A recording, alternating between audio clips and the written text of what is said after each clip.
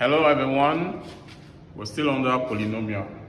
So we have if f of x is equal to 4x plus 1 and g of x is equal to 2x squared plus 5x. Now what they told us to look for here is what? Find f of x of g of x. So that means we are multiplying this with this. So you multiply this with this. So let's go to solution.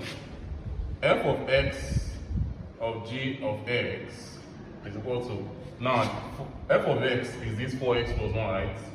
4x plus 1, you put it in a bracket, then bracket f of g, which is 2x squared plus 5x, right?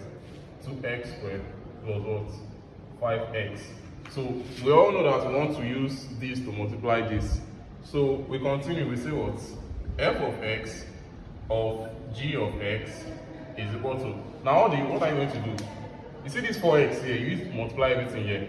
Also this plus 1, you use to multiply everything that is here. So let's go. Now, 4x times what? 2x squared. 4 times 2 is 8, right? Now, x times x squared, are getting what? 8 x cubed, which is what? 8 cubed, right? So we have 8 cubed. Then now, 4x times this 5x.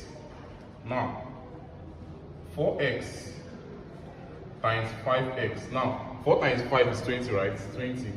X times x is what? X squared. So we're having what? 20x squared here. Plus what? 20x squared. So now what are we going to do now? You see this one here, you use to multiply everything here. Now plus 1 times 2x squared is still what? 2x squared. Then plus 1 times 5x is what? 5x. 5x. So we continue, we say f of x of g of x is equal to now 8x cubed. 20 plus 2 is 22, right? Plus 22. Then you add your x squared to it, since they are the same. X squared plus what? 5x as our what? Answer. Don't forget to follow for more. Thank you and God bless you.